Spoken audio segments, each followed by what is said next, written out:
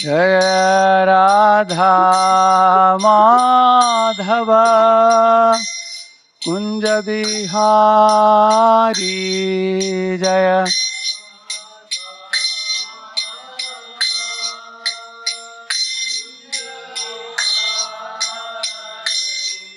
जय राधा माधव कुंज बिहारी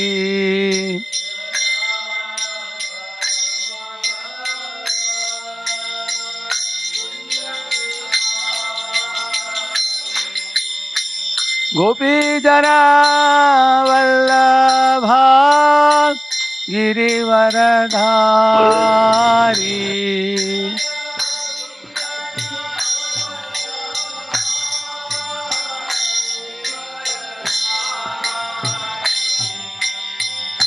गोपी जना वल्लभा गिरिवरधारी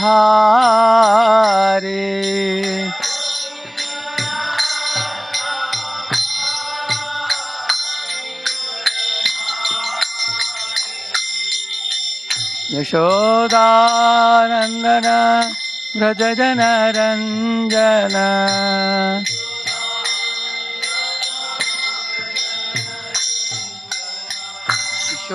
यशोदानंदन व्रज जन रंजन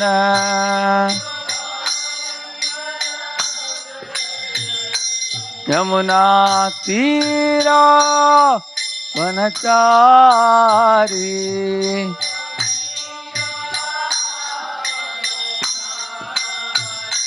यमुना तीरा वनचारी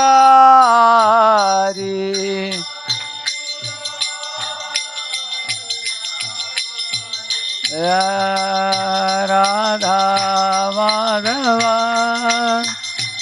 कुंज बिहारी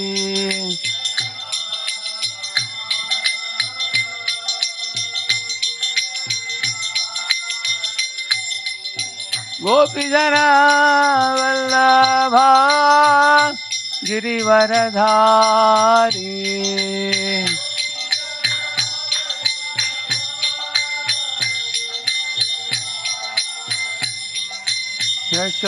यशोदानंदन व्रज जन रंजन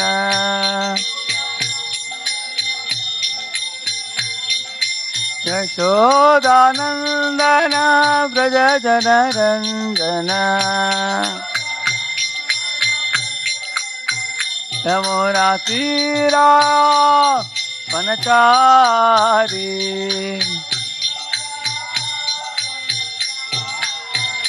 जय राधा माधव कुंज बिहारी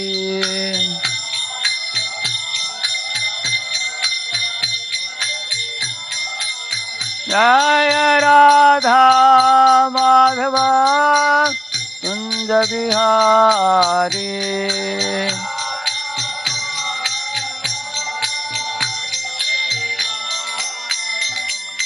जय ओम विष्णुपाद परमहंस परिव्राजकाचार्य अष्टोत्तर शत श्रीमती ज्वाइन ग्रेस अभय चरणारविंद भक्ति वेदांत स्वामी शील प्रभुपाद की अनंत कोटि वैष्णव वृंद की नामाचार्य हरदास ठाकुर की प्रेम से कहो श्री कृष्ण चैतन्य प्रभु नित्यानंद श्री अद्वैत गदाधर श्रीवासादि गौर भक्त वृंद की ग्रंथराज श्रीमद् भागवतम की all glories to assembled devotees, all glories to assembled devotees, all glories to assembled devotees, all glories, all glories, all glories to Shri Guru and Shri Gauranga. Om Namo Bhagavate Vasudevaya.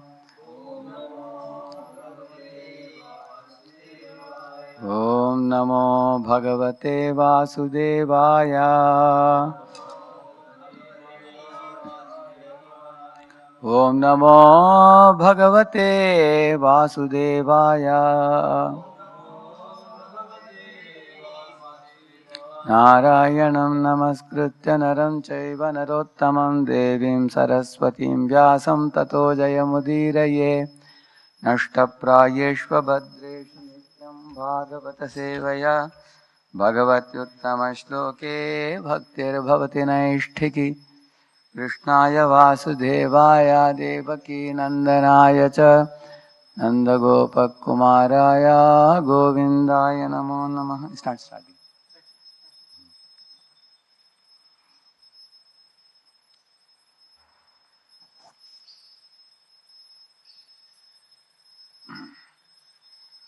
ॐ अज्ञानतिमिरन्दस्य ज्ञानाञ्जनशलाकया चक्षुरुन्मीलितं येन तस्मै श्रीगुरवे नमः श्रीचैतन्यमनोभीष्टं स्थापितं येन भूतले स्वयं रूपः कदा मह्यं ददाति स्वपदान्तिकं वन्देऽहं श्रीगुरोः श्रीयुतपदकमलं श्रीगुरून् वैष्णवांश्च श्रीरूपं साग्रजातं सहगणरघुनाथान्वितं तं सजीवं साद्वैतं स अवधूतं परिजनासहितं कृष्णचैतन्यदेवं श्रीराधाकृष्णपादान् सहगणललिता श्रीविशाखान्वितांश्च नमो विष्णुपादाय कृष्णप्रेष्ठाय भूतले श्रीमते भक्तिवेदान्तस्वामिनिति नामिने नमस्ते सारस्वते देवे गौरवाणी प्रचारिणे निर्विशेषशून्यवादी पाश्चात्यदेशतारिणे नमो महावदन्याय कृष्णप्रेमप्रदायते कृष्णाय कृष्णचैतन्यनाम्ने गौरत्विषे नमः हे कृष्ण करुणा सिंधो दीनबंधो जगत्पते गोपेश गोपिका कांत राधा कांत नमोस्तुते तप्त कांचन गौरांगी राधे वृंदावनेश्वरी वृषभानुसुते देवी प्रणमामि हरिप्रिये वाञ्छाकल्पतरुभ्यश्च कृपा सिन्धुभ्य एव च पतितानां पावनेभ्यो वैष्णवेभ्यो नमो नमः जय श्री कृष्ण चैतन्य प्रभु नित्यानंद श्री अद्वैत गदाधर श्रीवासादि गौर भक्त वृंद हरे कृष्णा कृष्ण कृष्णा हरे हरे हरे राम राम राम हरे हरे यस्यां वै श्रूयमाणायां कृष्णे परमपूरुषे भक्तिरुत्पद्यते पुंसां शोकमोहभया अपहा Hare Krishna. We welcome all of you for the Wednesday Shuddha Bhakti Chintamani discussions. This verse which I recited just now, this is a glorification of Srimad Bhagavatam. It says, Yasyam vai Shruyamanayam. By hearing the Srimad Bhagavatam, two results are produced. One is the primary result, which is the awakening of love of Godhead. And the secondary result is Shoka, Moha and Bhaya will be dissipated. It will be finished. So, that Srimad Bhagavatam was, commented by many acharyas in the past, and all the translations were all in Sanskrit language. Whether it is Vishwanath Chakravarti Thakur giving Sarartha Darshini, or Jiva Goswami giving Krama Sandarbha, or Sanatana Goswami's Tika also. So when you see all these things, there are more than a dozen very nice acharyas commentaries available in Sanskrit language, and these commentaries were untapped by the people of the world, and the nectar was like locked up. Yeah, but Srila Prabhupada opened this nectar to the world freely in the English language for the first time, as in the form of Srimad Bhagavatam commentary. Nobody has ever produced such a masterpiece treatise. So one time, Gauranga Prabhu in GV demonstrated it practically. What he did, he told one devotee to bring all the Tika of the Acharyas in the form of bulky books and told him to come and keep it in the table. We were just watching. He kept all the tikas, bulky books. And then he called one of the devotees from the audience and told them, pick up one of the volumes. So he picked up and told him to recite the Sanskrit text. Of course, the Sanskrit text is in Devanagari, and that devotee knew Devanagari, so he read it. He told him to read one full page, and we were all sitting. And everybody was wondering, why is he telling him to read this? So after reading that one page, he asked everybody, can anybody tell me what is the meaning of this? At least a part of it. One or two words people told, what is the meaning of this word or that word. But nobody could comprehend the full page. And he said, this is how the tikas were available in India before Prabhupada wrote his Srimad Bhagavatam commentary. You can see how many people had practically no access to Bhagavatam. Because everything in Sanskrit. And then he said, now you see Prabhupada, then they showed a video of where Prabhupada is taking all the commentaries and putting in the front, taking little from each of it and speaking in a dictaphone, making commentary. So, the laudable service that Prabhupada rendered to the whole world, he writes about it in one of the purports. Na yat pachaschitra-padam harer-yasho jagat pavitram pragranita karhichid tadvayasam tirthamushanti manasa nayatrahamsa niramantu shikshaya tadvagvisargo janatagha viplavo yasmin patishlokamabadhavatyapi namanjanantasya yashonkitani yat shrinvanti gayanti grinanti sadavaha. These two purports are very important for these two verses. That purpose is India has failed in her duty in giving the taste of the Srimad Bhagavatam to the whole world by distributing this message across the globe, due to which all the countries, due to being absorbed in illusion and ignorance, they all are warring against one another, are stooped in sense gratification, are stranded like a blind man wandering in wilderness. So it's all due to the failure of India to transmit this message. And then Prabhupada says, all the living entities in this world, they are very much rasa oriented. They always hunt for rasa. And if they don't get spiritual rasa, they go for material rasa. Like Prabhupada was telling example of an ant. They were actually in the 10th floor of a building.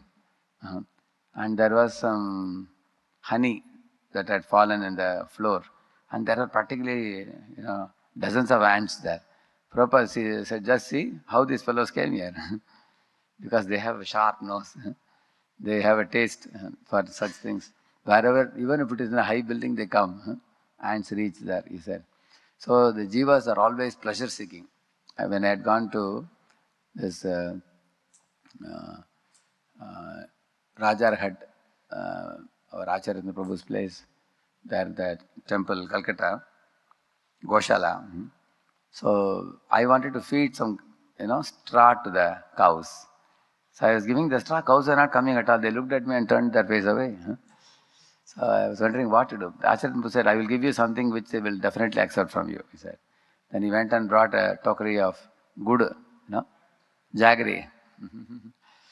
So when I gave the jaggery, they wanted to eat jaggery along with my hand also.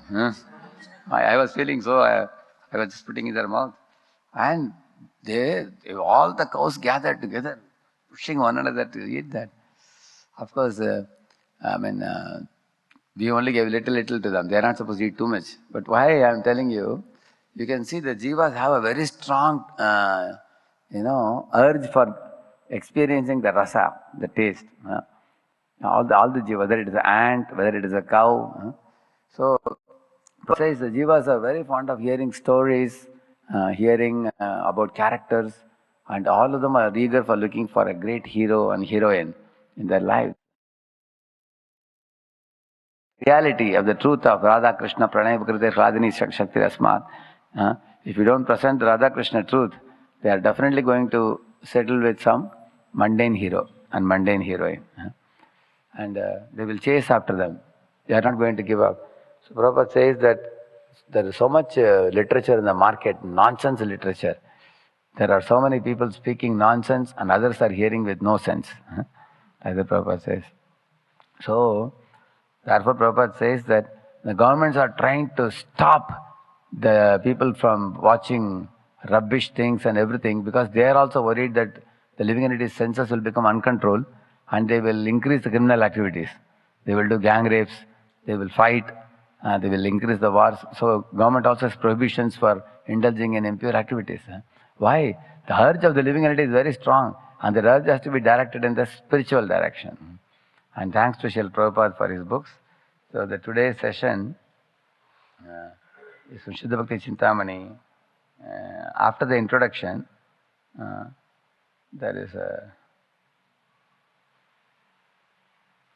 after the introduction there is one section called,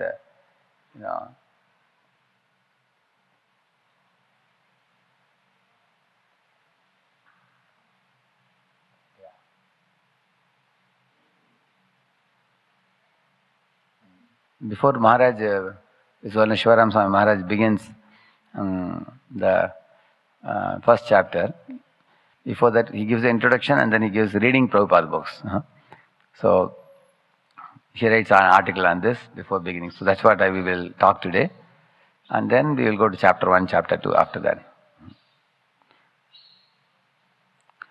So these are the sections of the book. We completed in the introduction. First part we finished and second part is reading Prabhupada books. And then there is mixed devotion service, 5 chapters, and pure devotion service, 9 chapters, and stages of pure devotion, 5 chapters, which involves that shaky to steady, and from anartha nivritti to steadiness, and then there is a steady devotion and taste, ruchi, all those things. That is the stages of pure devotion, 5 chapters. So then there is qualification to hear Krishna's pastimes, 11 chapters. So he has devoted a lot of time on that because one should know the proper art of hearing. And then the path of perfection, 2 chapters. So the first 2 things, mixed devotion and pure devotion, will go pretty easy for all of us because stages of pure devotion is more advanced. And because it starts with anartha nivritti and nishtha, how to attain nishtha, that's more difficult steps which you all have heard already. So this mixed devotion, pure devotion, you already know it and it will go pretty fast, I believe. So we will do this today on reading Prabhupada books, and then we will proceed with the further chapters from the future classes. Every Wednesday I will be speaking on this, the Bhagavatam class.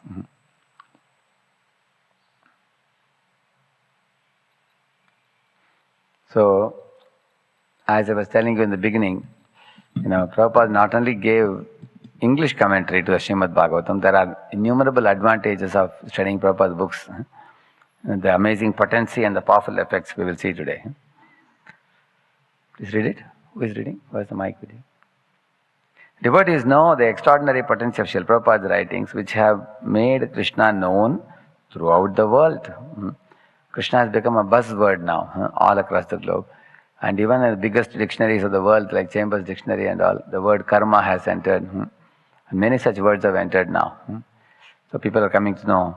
So Prabhupada popularized the Vedic literature in general and Srimad Bhagavatam in specific in the Western world. So within the pages of Bhagavatam, he writes that India has failed in her duty, and whatever India failed in, he compensated for that himself by going to US in the old age and reaching the message in a beautiful way. How he reached it, we will talk about it. So his presentation of the Srimad Bhagavatam is not ordinary, because not only Bhagavatam, even the smaller books, he presented in such a lucid manner that it is approachable and it is easily accessible. Like the earlier Sanskrit literature were not accessible. They were like a honey bottle tightly closed. You are seeing honey from outside, you are adoring it, but you don't know how does it taste. But he made it accessible. And something may be easily accessible, but may not be easily approachable. For example, it's accessible to all. But if somebody takes and reads, sometimes people write very complicated language in spiritual books. But Prabhupada made it approachable by very easy to grasp purports. Read it? Where's the mic with you? Yet, how many devotees fully appreciate how much knowledge Srila Prabhupada condenses in what appears to be simple and effortless presentation of Krishna consciousness? Why he uses the word condenses? Because the Vedas are very vast and very voluminous and also very grave in their meaning. And the Vedas involve many standards for different people. There is Karma Kanda, there is Jnana Kanda, there is Upasana Kanda, and there are people of various categories also. And the Vedas actually teach various rules, regulations for different people. Like we say now, different shloks for different folks, we say now. It's not the same. And you find, for example, there are different yugas and different methods are prescribed for different yugas also. And not only that, even in the spiritual literature, there is one verse, if you see in Bhagavatam, Sve Sve Adhikare Yanishta. That verse says that at a certain level of your spiritual advancement, if you do something, that is called piety. And if you do something, that is called impiety. For example, you are chanting 4 rounds, but you are eating onion garlic. That is not considered impiety for you. But after you come to 16 rounds, if you are still eating onion garlic, it's considered impiety for you. Isn't it? So, somebody is chanting 1 round, and whatever food he gets, wherever, in whichever hotel, he just closes his eyes and says Hare Krishna Mahamantra fervently 3 times and says, my Lord, I am a newcomer to devotion service. All bhaktas are eating prasad, but I have no prasad. I have to eat out in my hostel. And he is fervently praying. That is piety for a new boy. But somebody who is initiated is going and eating in a hotel saying, Hare Krishna, I like this food very much. That is impiety. Isn't it? So, you will find Shastras prescribe innumerable levels of standards and the specific prescriptions and proscriptions, we call it, or prescriptions and prohibitions. And they are innumerable. So, it's very difficult to fathom. Like, for example, Lord Chaitanya Mahaprabhu doesn't reject Varnashrama if Varnashrama is connected to pure devotional service. But if that is where he began accepting. From that point, Jnane Prayasa Mudapasya Namantayeva Jivanti Santmukharitam Bhavadiya Vartam. Prior to that, Ramananda Rai presented Varnashrama, Mahaprabhu rejected it. But then he presented Varnashrama combined with pure devotion service, Mahaprabhu accepted it. And then in pure devotion service, he came to Prema Bhakti, he said, Yahaya, he liked it. And then he told him to tell further. So the Dharma is so good, so subtle, and there are so many levels. And according to Desh Kala Patra, they change also. There are lesser rules, there are greater rules. One should know when to break a lesser rule for a greater rule. And how to be a Saragrahi, essence collector, like a honey. Not like a Bharavahi, like a donkey carrying a big sack of rice on his back, not even getting a mushti of rice to eat. So, Vaishnavas are actually essence collectors. The Vaishnavas are actually people who can. Essence collector also means seeing the good and rejecting the bad, like what Prabhupada did with hippies. So, he found out how it can be presented in an appealing way to them, and he made the purports very easy for everybody to make it very appealing. He picked up the essence. Like Parikshit is called essence collector also in one of the verses. Nanadveshti samrat saranga yivasara kushalanyashu siddhanti netarani kritani yat. This verse says that the Samrat Parikshit was very intelligent. So he knew that in Kali Yuga, even if you desire to do some spiritual auspicious activity, the result is obtained simply by desiring. And sinful activities, one reaps the fruits only if one indulges in them. So knowing this, Parikshit profusely increased the spiritual activities all across the globe, it is said, as an essence collector. And similarly, the holy name is also called as the essence. There is another verse which says similar thing.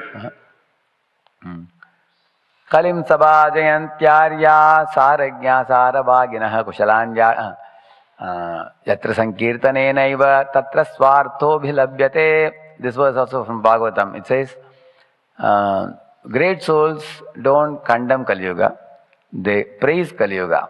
Why? Yatra sankirtanenaiva tatra swartho bhilabhyate. He says that all your desirables can be obtained simply by sankirtan.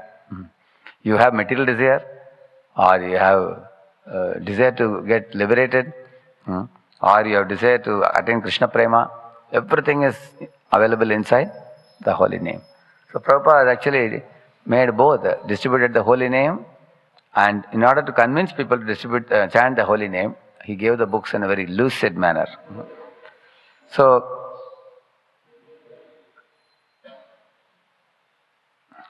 see, his presentation is plain English. He says, there is no complicated English. Most people in Kali Yuga don't know even the simple words in English. Even in a few decades ago, people are very strict about Wren and Martin grammar and study of English in the schools and everything. Now, many even grown-up college students are not able to properly pronounce. You can see that Prabhupada made it in very simple English. One more observation you will do in Prabhupada's books, when he says a point, he will repeat the point in different ways. Within the same, if he has written one paragraph, he will make it repeat, like he will say, you are not the body, you are the spirit soul. And then he will say, spirit soul is independent of the body.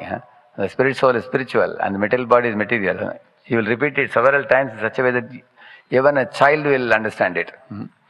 So very simple English he used. And I will show you in the next slide about everyday examples. And he also made the elevated devotional moods, he made it very easy. For example, he says, 3 examples he gives.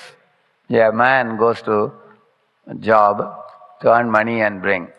Why? Because he wants to give to his wife and children. And he finds happiness in seeing them happy. This is called rasa. He properly gives example. Where? Anodi, nectar of devotion, he gives that. Another example he gives, a philanthropist. He becomes selfless, working hard, for the poor people or for the nation, or a nationalist, Prabhupada says.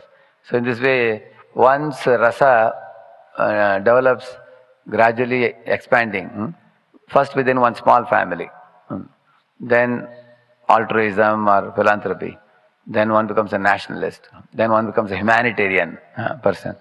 So Prabhupada says, in this way, all of us have a greed not to contain our affection, love within ourselves, but to reach it out to people of different levels. And then he says, all these are different forms of sense gratification.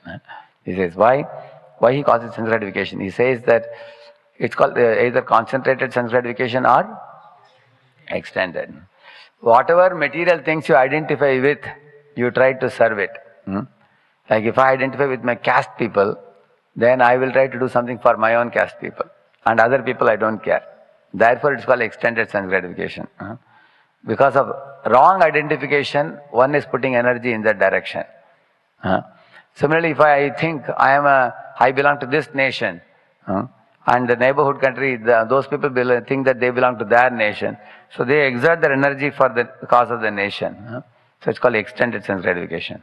And it goes up to humanitarian, like that he says. And then he says, this craving for expanding the love, is so strong in the jiva that he wants to expand the love unlimitedly. He will not be settled with this much. He wants oceanic. The thirst of the jiva is unfathomable. With few droplets of pleasure, you can't allow him to get satisfied. Then when is that craving for pleasure completely satisfied? When he finds the Supreme Lord by the study of the scriptures and rendering devotional service, when he gets shelter in the Lord's lotus feet, and the jiva finds the Lord's opulences are ever expanding, his beauty is expanding, his qualities are expanding. And then Prabhupada writes, the students of Krishna consciousness movement are very busy researching into the absolute truth. Actually, you will find good brahmachari means every day he gets new realizations when he reads the books and he discusses with others. See, I heard Prabhupada said this. In that lecture I heard that. Did you hear this story? Did you hear that example? Did you hear this shloka, Prabhu? What a beautiful shloka. And thinking like this, absorbing like this, suddenly one day your body has run out of the time period, expiry date has come. You are leaving the body in ecstatic mood. You have nothing to think about the material world. Our mind is overflowing with spiritual vibrations. So Prabhupada says the rasa he explains with respect to a family man, a philanthropist, a nationalist, a humanitarian person, which is any Tom, Dick and Harry can understand it. Very simple, practical. And then everybody knows, we know rasa, what is rasa? And then he says, in the same manner, when you exchange loving relationship with the Lord, that is spiritual rasa. So, in this way, very elevated devotional moods, he makes it very easy. Like for example, I never knew in my life that Bhishma actually was asked by the Lord to be on the other side before coming to ISKCON. I always used to ask so many people, Bhishma is such a good soul, he had a soft corner for Pandavas, but why he fought on the other side? Most people told me before, in my 10th standard, 12th standard also I asked, people told me that, you see, the problem with Bhishma was he ate the salt of Duryodhana. And therefore he had a gratitude for him. Some people said that. Other people said he had a desire for holding on to the position in the Kauravas side. Because he was a Bhishma Pitama. He was king of kings. In fact, even Dhritarashtra, Vidura and all are like his kids. And Kauravas, Pandavas are his grandchildren. So he was a very big man. He didn't want to leave that post and go. You see, in this world attachment comes. Therefore people stick on. Like that people are saying. So another fellow told me that Bhishma was sticking on because he had taken a vow once. Whoever is ruling party, I will be on their side. So at that time, who was the ruling party? Kauravas. So he said, that's what people told me. Somehow I was not at all convinced. In my heart of hearts, I had a lot of respect for Bhishma. So later on, when I came to ISKCON, I was reading one of the books in Kunti Maharani's purports. I stumbled across Prabhupada's explanation there. I think that was Nivritta Gunavrittaye. Atma Ramaya Shantaya Kaivalya Patiye Namah. That purport I was reading. When I was in IIT, I got to read this. There Prabhupada says that Bhishma, actually, Lord brought him in this world so that he can be on that side and the Lord wants to enjoy the Virya Rasa. And then he gives a very simple example. Sometimes a king appoints a Palawan, like a bodybuilder. And then he wants to fight with them. The queens are all laughing, the ministers are laughing, having a good time. And the wrestler is punching the king is punching the wrestler. Wrestler is not the enemy of the king, but the wrestler is appointed by the king, paid by the king, some monthly salary also, just for the king to have the fun of enjoying the joy of fighting. So when I read this, it made so much sense. Amazing. Immediately I could relate it. Because in my home, when my father would lie down, on one side he would lie down and tell me to walk over his body when he was a small kid. So the neighborhood people will come and say, hey, how can you climb on your father's body like this? It's aparad. It's offensive. So my father would be laughing, I will be laughing because we both know what we are doing.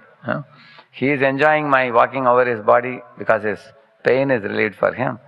And I know I am not offending him because I am doing on whose order? Like that Bhishma did. Correct? Bhishma is hitting Krishna on whose order? On Krishna's order. I could immediately connect with it. And I started dancing along with the book when I first read it. Because Prabhupada's examples are everyday examples. And also elevated devotional moods like Virya Rasa, he immediately brought it down to our understanding. And complex philosophical concepts simplified. I'll show some example, Intricate linguistic nuances understandable even to lay persons. For example, Sanskrit is a very difficult language. But Even Westerners are now able to recite Sanskrit verses because Prabhupada arranged for transliteration. All the verses with the asterisk marks. And easily everybody can recite now all over the world. Prabhupada was speaking about it once, that one of my goals is to make the Westerners recite the Sanskrit shlokas eloquently.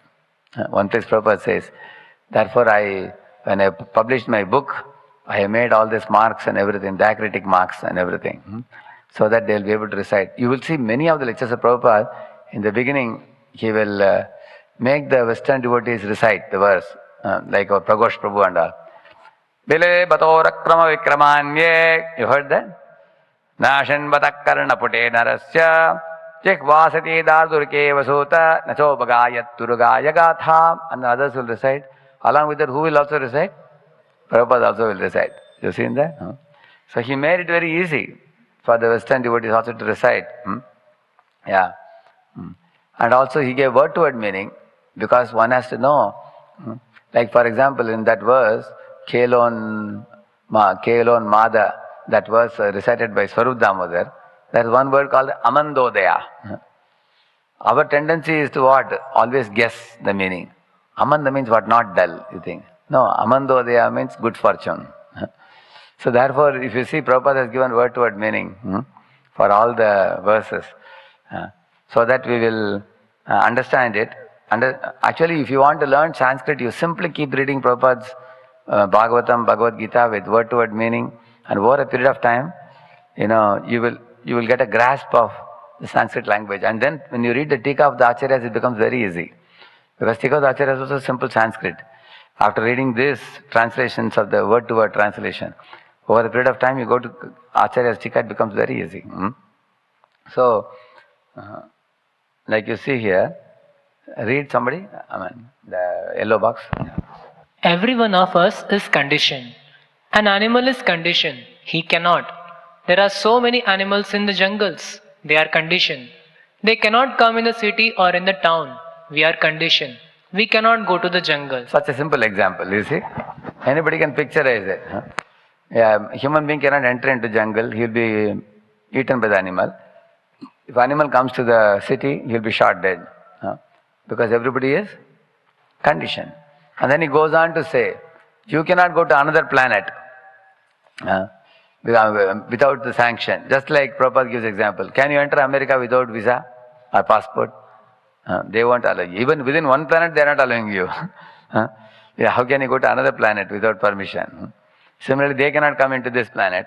So anybody has to go anywhere, there are restrictions. He says like that. Similarly, for explaining the nature of devotional service, there is a famous verse you all know. Nitya Siddha Krishna Prema Sadhya Kabu Noi Shravanadi Shuddha Chitte Koraya Vodai.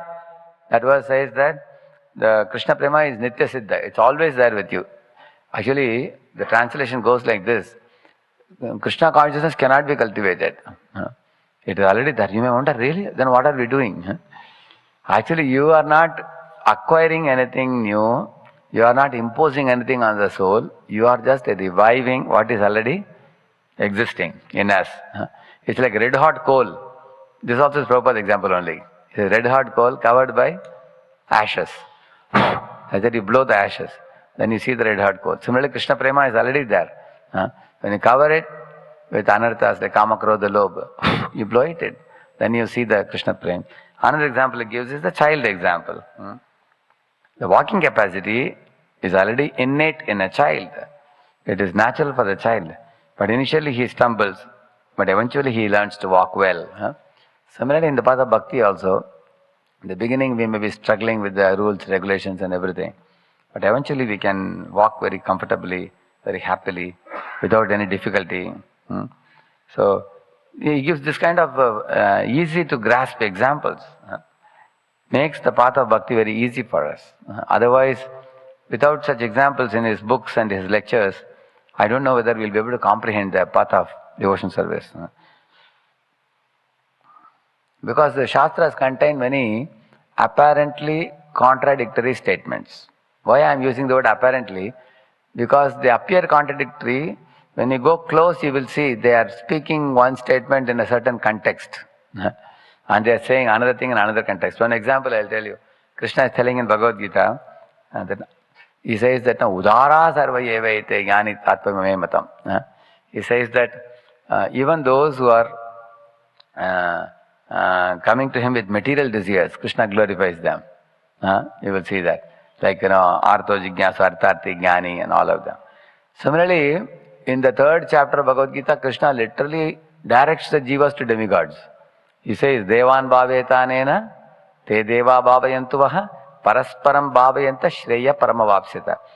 In that verse, he says 3.9. 3.9 is Yajnartat Karmanaha. Then this verse. And then the next verse is that Ishtan Bhogan Hivo Deva. That is 3.11. So 3.10, here you will find Krishna says that, there is a connection between earthly and heavenly beings. The earthly beings should perform yajna for the heavenly beings, and the heavenly beings will give light and heat and the wind and the grains and the fruits and rains and all that they will give. So he's actually promoting all jivas. Go to the devatas, you propitiate them and they will give you everything. But then later on he says, Antavattu phalam tesham tadbhavati alpamedasa. So you can get confused. It appears contradictory. Here he is praising people who are going to devatas also, and there he is condemning. So therefore one should know, if one wants to understand, if you see Prabhupada's purport, he makes it very clear. Devatas, they are all administrators of the Supreme Lord. They should not be condemned. They should not be offended. They should be respected. But they are not the ultimate. Krishna is the ultimate. They should not be treated as the ultimate. So he makes these things very, very simple.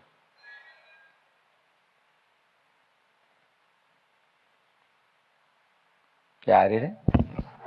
Indeed, the spiritual truths in Srila Prabhupada's purports are like hidden veins of the gold that when mind reveal pure nuggets of transcendental wisdom. Yeah. Actually, the spiritual truths are like hidden veins, he says. Same thing Zolan's Gaur Govind Maharaj also says. He says that the ocean is called Ratna Garbha. But if you are on the surface coasting, you will only get fishes, he says. But when you go deep in the ocean, like divers go, they get Navaratnas, they get. Similarly, here also, and he's going to give an example now. Very soon he's giving an example now, after this. I'll show that example, yeah. Yes? Devotees who scrutinize Srila Prabhupada books tend to observe that he often embeds in a few phrases instruction for readers at many levels of advancement. Yeah, this is one amazing thing with Prabhupada's lectures and books also. The same, generally we all tend to think newcomers have to be given something very easy to digest, like a Cerelac baby or somebody, like a Pharax baby. You cannot give them advanced things like that. But Prabhupada's purports are so amazing, they are simultaneously understandable to new people and older devotees. Older devotees will never feel after hearing Prabhupada's lecture, oh, today's lecture was too simple. Nobody will think like that. Like I was hearing one lecture recently, Prabhupada says, there are 3 stages of understanding of the absolute truth. And we all may think, everybody knows that. What is it? Brahman, Paramatma, Bhagavan. So you may be thinking, I know it. So Prabhupada says, the lowest understanding is Param Jyotim, he says. Higher than that understanding is Sarva Bhuta Guha Vasam. Better than that understanding is Bhagavantam Adokshajam. Like that he says. And then he explains each of this. Now newcomers got understanding of Brahman, Paramatma, Bhagavan. And for us we got 9 Sanskrit words, which we may like, oh, such a fitting word. Because Bhagavantam Adokshajam means, Bhagavantam means, Lord possessed with 6 opulences. Yes, Adokshajam means beyond the range of the senses. And Sarvabhuta Guhavasa means the Lord who resides in the heart of all living beings. And Param Jyoti means the Brahma Jyoti. So, in this way, in the lectures of Prabhupada, both will be satisfied, new and old devotees. Yeah. Thus, his teachings are simultaneously relevant to neophytes, intermediates, and the advanced. For example, if somebody is reading Krishna book, see how amazing it is that Prabhupada presented the Pancharasa Adhyaya as a part of his Krishna book, still with the capability to give understanding to a newcomer about rasa dance, about such pastimes of Krishna with the gopis in his books, giving lot of, therefore it's called summary study, Krishna book. Yeah, read it. If so special, why do we lose taste? Actually, not losing taste is very important in anything, correct? No? Because generally the jiva looks for a taste in anything. Even in the lectures people hear, generally people see the first few minutes and the last few minutes. First few minutes they see how is the beginning. If opening is very good, then they may continue. If opening is mediocre, they understand this is the standard of the speaker, they will leave. Or they see the concluding point, is he giving some point-wise take-home message or not? If it is not very punching and very up to the point, people don't hear. And nowadays people have so much to hear and so much to read also nowadays. So, therefore you will find in the spiritual subject matter, if we don't have a taste, then we can't hook on to it. And if we don't hook on to the spiritual subject for a prolonged period of time, like we were hearing in the Japa talk 2 days ago, this one Satyananda Maharaj was telling, very beautifully he said in his book. This book is a very extraordinary book, The Divine Name. Living Name, the living name, the living name. So he says that first what we should do, we should cut off the environment around us. What is the meaning of cutting off? Environment can exist, but it cannot affect me. So you can be in a fish market also. You can put a earplug and chant Hare Krishna there. Although people are making ba ba ba ba ba, so many sounds they are making. So first cut off the environment, he says, which is external environment. Then he says, close your eyes, take a deep breathing, sit. And then he says, you also get rid of the internal material environment. Also he says, which means there are so many internal worries and anxieties of the past and fear of the future, everything. So in order to do that, he gives an idea. He says that go to a secluded place in your mind. Like try to think that you have gone to Vrindavan now. You are now right now in Kusum Sarovar. From there you start walking. Gradually you go to the Govind Kund. And right in front of the Giriraj Govardhan, in the Govind Kund, you found a tree and a very nice platform to sit. You put your Angavastra there. And absolutely nobody there. You are there, Giriraj is there, occasionally a cow is passing. You sit there. In this way, in the mind, you become secluded in your mind. That means withdraw, tell your mind that other worldly things we will surely attend, not now. Now I am getting into chanting. So withdraw yourself from the external world, withdraw yourself from internal world. And then he says, after sitting, then what you should do, he says, mantrartha chintanam, he says. Utter the holy name with the remembrance of the meaning of the holy name. That means, what is the meaning? Hey Krishna, supremely attractive. Hey Srimati Radharani, one who is the bestower of service for all the jivas. And one who is the supreme worshipper of Krishna. Please engage me in Krishna service. So with the meditation on this meaning, mantrartha chintanam, and then he says, make an endeavor for a focused hearing. And if focused hearing is becoming difficult, don't get disheartened. Keep on making effort. Like that he says. So he's basically teaching us focus and concentration. How to withdraw. Basically, attentive chanting means three things. Withdraw the mind from the external occupation, moving here, moving there, like a distraction with eyes and ears. And also, after withdrawing ourselves, then hold the mind in the chanting of the holy name, as he says, by even rejecting the internal distractions also. And thirdly, don't let the mind go out. These three things are said. So, same way with reading books also. There are some people who read with absorption. Complete absorption. Once they take the book, they'll keep on turning pages. 10, 20, 30, 40, 50 pages. They read for 3-4 hours with absorption. But once you lose a taste, then we have a tendency to hop and jump. I read 1 or 2 pages here, leave that book, take another book, try this, try that. And a distracted mind means we hop and jump like a frog. We cannot focus on one thing. So, when we are reading Prabhupada's book, we are saying so many good things about his books. Then why do we lose taste? He is giving an example. Read that. But devotees who neglect to read Srila Prabhupada's books or who read them superficially cannot perceive his divine grace's mercy, many-leveled guidance. Yeah. So 3 things he's saying. Actually, if you neglect reading Prabhupada books, over a period of time that becomes a habit. We cultivate the habit of not reading. Very, very carefully we cultivate it. Huh? Or we read them superficially. I'm going to show in the next slide. Maharaj gives a nice example he gives for reading superficially. And by reading superficially, we cannot go into the depths. We will get only fishes, as we said. You can't get Navaratnas. But we have to read deeply. We will give example in the next slide for that. So two things he is saying. What are the two things he says? Read that. Oh, sorry. What constitutes superficial reading?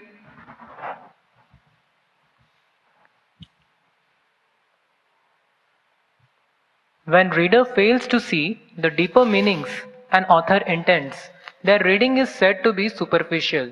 They see only a shallow or unsubstantial gloss of words. Shallow too is their attempt to separate the author's intended meaning from greater context of his overall teachings. The scriptural texts they eliminate and the writings of previous acharyas. Yeah. Generally the Kanishtadhikaris, Shastra says, should be given flat rules. Shastra say, because they don't know how to break a lesser rule for a greater rule. That's why Shastras insist that sadhana bhakta should be given flat rules. Just do this, don't do this. If you give them multiple options, they will get bewildered and confused. So you will find that therefore when one is reading, how one reads, one example is given here, you will see that now. These are the two things. Read again. Fail to see deeper meanings an author intends. Yeah. Taking things out of context from what author intended. Yeah. So two things are said. Let us see this example now. Yeah. One example of superficial reading of Srila Prabhupada books. The misreading of his description of spontaneous devotional service. Raganuga Bhakti. Yeah. In the second chapter of Nectar of Devotion, Srila Prabhupada writes, now this sadhana bhakti or practice of devotional service may also be divided into two parts. The first part is called service according to regulative principles. One has to follow these different regulative principles by the order of the spiritual master or on the strength of authoritative scriptures, and there can be no question of refusal. That is called Vaidhi or regulated. One has to do it without argument. Another part of sadhana bhakti is called Raganuga. Raganuga refers to the point at which, by following the regulative principles, one becomes a little more attached to Krishna and executes devotional service out of natural love. For example, a person engaged in devotional service may be ordered to rise early in the morning and offer arti, which is a form of deity worship. So now one may, after reading this, one may tend to think that, oh, that Prabhuji, that devotee gets up at 2 o'clock in the morning, at 2:30 in the morning, and the last 10 years, he's getting up, or he's worshipping the deity early in the morning. So then one will, he's a Raganuga devotee, because he has spontaneous attraction, because he jumps up from the bed at 2:30 only, correct, no? And then he takes bath and is chanting before the Mangalarati. One may think like that. One may come to the conclusion. So this question was asked to me also some years ago, that some devotees are very enthusiastic for whole morning program and for rising very early also. So are they Raganuga devotees? So somehow intuitively my heart told me that they are not Raganuga devotees, including myself also, even though I may be enthusiastic in morning program. But why I did not have the reason? Because here Prabhupada says that initially in the Vaidhi Bhakti stage you are not so enthusiastic. You only do on the order of Guru. But after some time you become very enthusiastic. So can we say all enthusiastic devotees are Raganuga devotees? Can you say? No. Then why no? That also you find answer in Prabhupada book. Therefore, how we should read Prabhupada books? You should know the whole context. For that you have to carefully read his books. See here he says.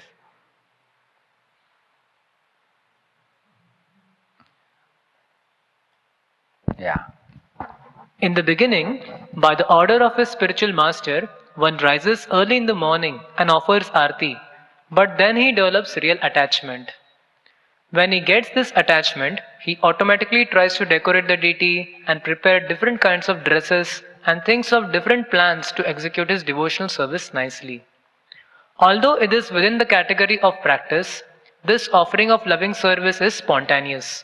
So the practice of devotional service, sadhana bhakti, can be divided into two parts, namely regulative and spontaneous. Now more explanation Prabhupada gives later, in the later part of the book. A superficial reading of this text may lead devotees to misconstrue it as the complete definition of Raganuga Bhakti. With such a misconception, they may accept the definition of spontaneous devotional service as no more than rising automatically for Mangalarti, dressing the deity nicely, and making plans for service. Correct. It appears like that, correct, no? When you see this. But this definition is incomplete because it fails to consider what Srila Prabhupada says elsewhere in his books on the subject or what acharyas such as Rupa Goswami say. In the quotation under discussion, Srila Prabhupada is giving examples how devotees behave when they develop natural love and real attachment. How that is coming in the later part of the same book, Nectar of Devotion. Prabhupada is saying here. But for a complete understanding of spontaneous service, one must look carefully at what Srila Prabhupada says about it directly. For instance, in chapter 16 of Nectar of Devotion, there he says, So now one more paragraph you have given. persons desiring to follow in the footsteps of such eternal devotees of Lord as Vrishnis and Vrindavan denizens are called Raganuga devotees, which means that they are trying to attain to the perfection of those devotees. There is a gradual development of the ambition to become like a particular devotee, and this activity is called Raganuga. Like somebody wants to become a follower of Srimati Radharani, or Sridama Sudama, or Nanda Baba, or Yashoda. They develop a deep attraction for one of the personalities of Vrindavan. Not in a Mayavad way that they want to become them, but become their follower and assist them in their service to Krishna. And that type of special type of attraction will develop after the Ruchi Asakti stage. Yeah. We must always remember, however, that such eagerness to follow in the footsteps of denizens of Vraja, Vrindavan is not possible unless one is freed from material contamination. Which is Anartha Nivritti. In following the regulative principles of devotional service, there is stage called Anartha Nivritti, which means the disappearance of all material contamination. When one is actually spontaneously attracted to the loving principles of the gopis, there will be found no trace of any mundane contamination in his character. So now two things he has said. What is Raganuga? What are the two things Prabhupada says? One is, we should be attracted to one of the personalities of Vrindavan in the five rasas, and we also may want to assist them in their service to Krishna.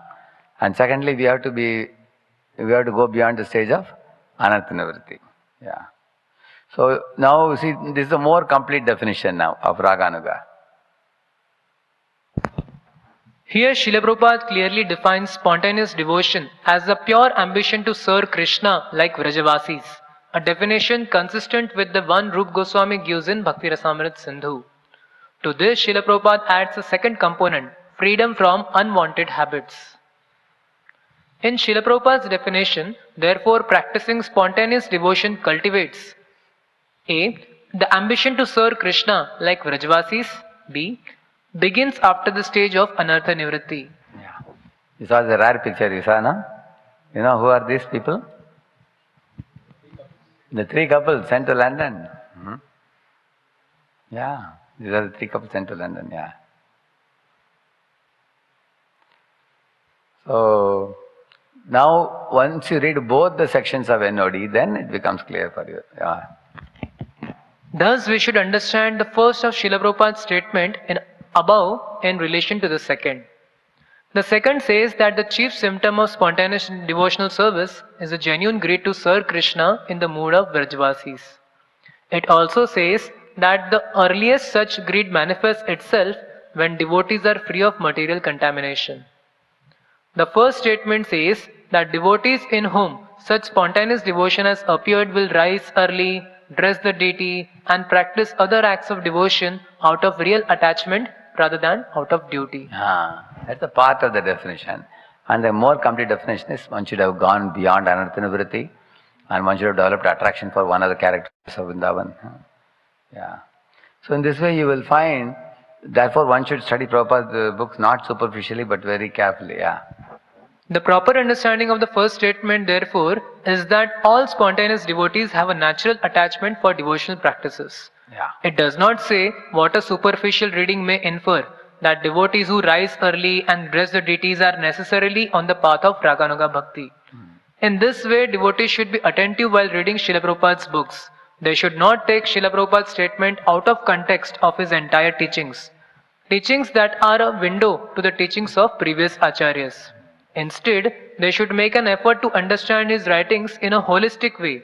Srila Prabhupada worked hard to write his books. Shouldn't we, his followers, show our appreciation for his labors by working just as hard to understand them? Conclusion.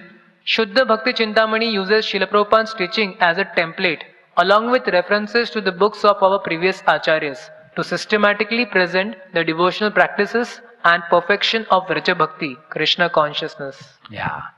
So in the previous class we discussed on the meaning of Krishna consciousness. What was the meaning? In conclusion, Maharaj says we should actually aspire to, within our heart we should cultivate the consciousness of separation from Krishna eventually, and love for Krishna and separation from Krishna, and one should execute all one's devotional service in the mood of Vraja Bhakti.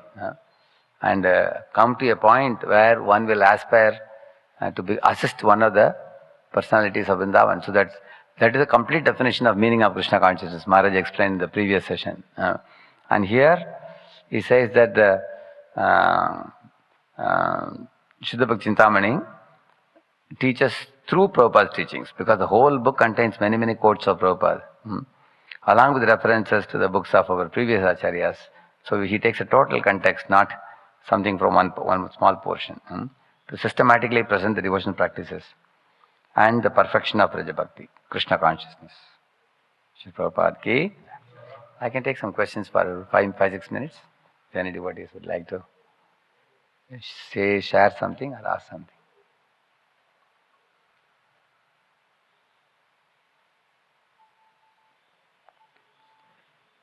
I will generally try to do between 8 to 9:15, so that devotees can. Yes, Prabhuji.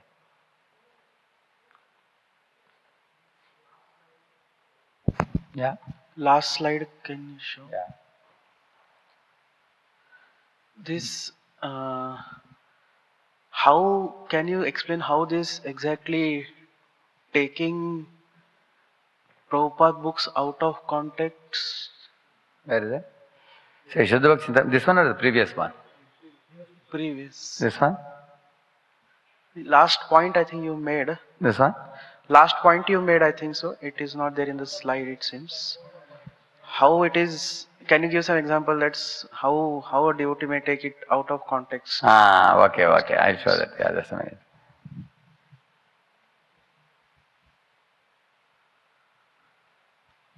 minute. Two things were said.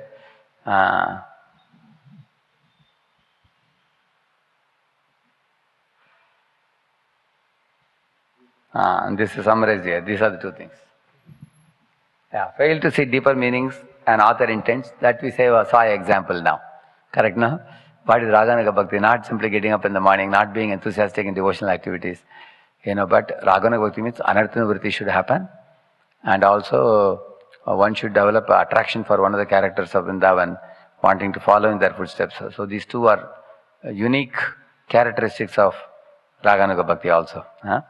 And similarly, the second one, taking things out of context from what the author originally intended. We can give many examples for this. Like Prabhupada once was very enthusiastically speaking about distributing books, and he said, by hook or crook, distribute my books, like that he said. And devotees started misapplying it by starting to adopt some cheating methods in reaching out books. So then Prabhupada came to know that. Then he called the devotees and said, what did he mean by hook or crook? He said, if a lady is sitting with a baby who is quack, quack, quack, crying, you go and show a bulk of books, will she buy? She will say, hey, don't disturb me, I am already attending to my child. But if you see that lady and tell her that, Mataji, would you like to tell some nice stories for your child? She will say, oh yes, why not? Do you have any story book? And you show her Krishna book. Oh, this has got practically, some 50 stories for your children, for your child, she'll immediately take the book. You see an executive or a corporate businessman, you ask him, sir, you seem to be a very enthusiastic and very busy man. He will say, yes, yes, yes. You must be facing a lot of tension and stress in your workplace. He says, yes. Do you have any book for that? Then you tell him, please take this Path of Perfection. This book teaches you about how to do meditation, how to calm your mind. Then they may take the book. Prabhupada says, this is hook or crook. According to Desh Kala Patra, you say something which inspires them to take the book, but you don't cheat them. Like, you're selling a book, Topmost Yoga System, and they're asking, can I get all the yogasanas in this, Surya Namaskar and everything? Oh, everything is there. Please take it. You can learn Surya Namaskar from this book. And they will go home and they will open the book and see they won't find anything. Then it becomes cheating. So this is actually an example of misrepresentation of Prabhupada. And taking out of context has another meaning, which is, Prabhupada actually says something in one of the meetings, GBC meetings, a true story. It happened. One disciple was arguing in the meeting. He was saying, Prabhupada actually wanted all the disciples to come to Mayapur and stay there and just experience the bliss of the holy Dham. That's all he wanted. And if you want, I can show you a quote. So he had produced a statement, which is 5-6 lines, where Prabhupada says, let me tell all of you my heart. You all, leave everything in your place and come to Mayapur. Mayapur is the ultimate place. He's glorifying Mayapur and telling everybody to come to Mayapur. And later on, all the other leaders were surprised. Prabhupada always wanted us to preach. Why he says like this? Then they went back to that letter. Then they found out Prabhupada is writing to one of his disciples who came up to Calcutta. He wanted to come to Mayapur. So Prabhupada wrote back to him saying that, okay, all of you guys from all over the world, leave everything, all your preaching, everything. Mayapur is the most holy place. You can just come to Mayapur, do your bhajan, take nice prasad, spend out your life and go back to Godhead. And the Prabhupada says, is that what you think everybody should be doing? And then he's asking, if everybody does that, then how will the movement go on? He's asking. If everybody comes here and just eating prasad and staying in the dham, and part next whole paragraph is explosion. Is chastising. So this Prabhuji took only the first para. And Prabhupada is calling everybody to Mayapur. He was telling like that. Understand, no? This is an example of taking something out of context. Especially fanatics do that. Fanatic people may take one side of Prabhupada's purport and argue for that side only. And the other party may take the other side and argue. Therefore, it's Achinja Beda Beda.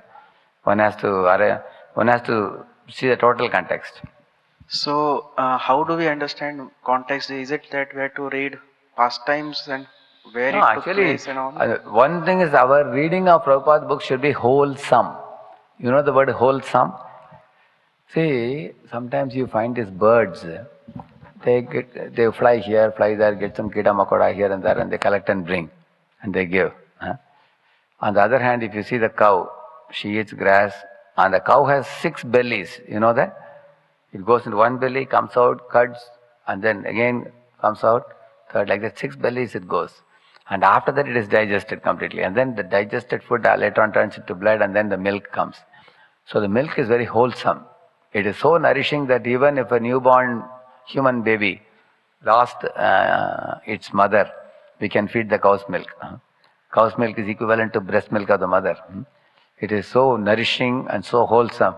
Unlike the bird who is collecting some kida makoda here and there and comes and gives, correct? No?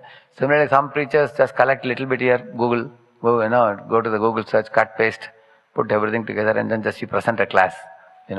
Somehow I presented the class now. And people also clap hands because people give some quotes, some rhythmic poems or quotes, from different people which they have collected from here and there. And you can clearly see that the class is not wholesome. It is not wholesome. It is just a collection of facts and figures and information. It doesn't touch the heart. It doesn't touch the soul. So the wholesome study means, just like when in eating also, it should contain all, different protein and carbohydrates and different things, correct? The food has to have respective composition of different items to make the food wholesome and nourishing to the body, nutritious. Similarly, our lecture should be, so Prabhupada's lecture we are hearing every week, once in a week. You can see how he speaks. We simply can learn from him, how he presents. Certain words he says from the shloka he pulls out, and you remember it when you are going.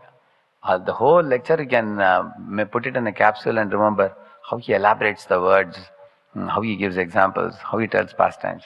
And it is not very complicated also. Keeps it very simple. Many times devotees think that I have to say something new. Otherwise people will think I'm not so advanced. I have to say something so rhythmic and so new and so thrilling that people will clap hands, and that it's more of a game for winning the audience. It is not coming from the heart. But our parampara is a chain of hearts. If you see, Tene Brahma Hrida Ja Adi Kavaye, he says. From Lord's heart, wisdom was given to Brahma's heart. And from Brahma's heart, he gave it to Narada's heart.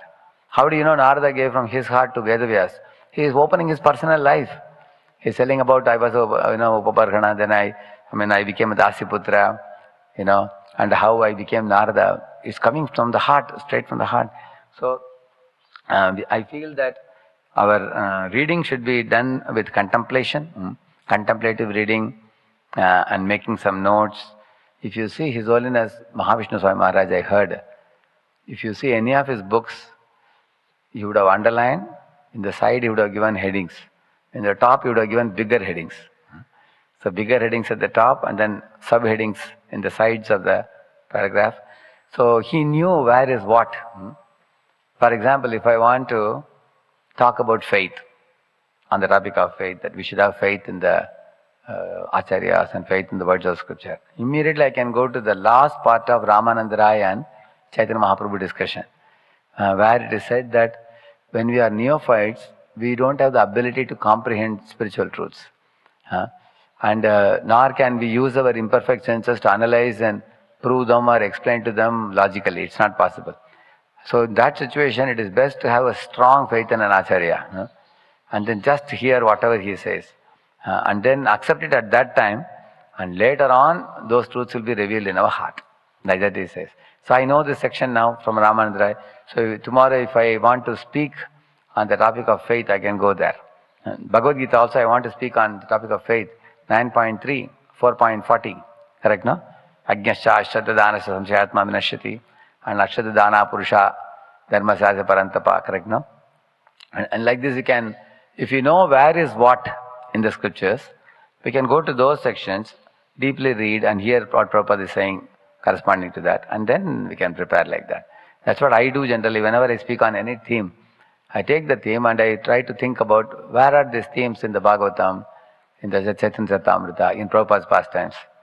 Go to those places. Then you get more idea, because there is elaboration given there. And then it will become more wholesome. But for that, you have to know, you have to study of the scripture should be from cover to cover. All the different sections we need to know.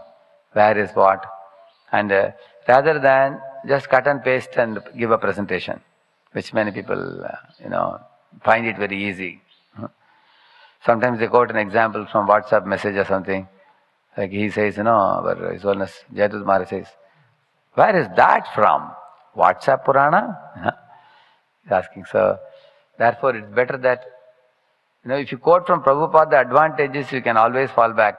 You can say that I got this from this purport or this lecture of Prabhupada, isn't it? Yeah. Now let's conclude. I would like to do it 8 to 9:15 every time, so that you all can take prasadam on time. We don't want to delay you. Srila Prabhupada ki, Bhakta Vrinda ki.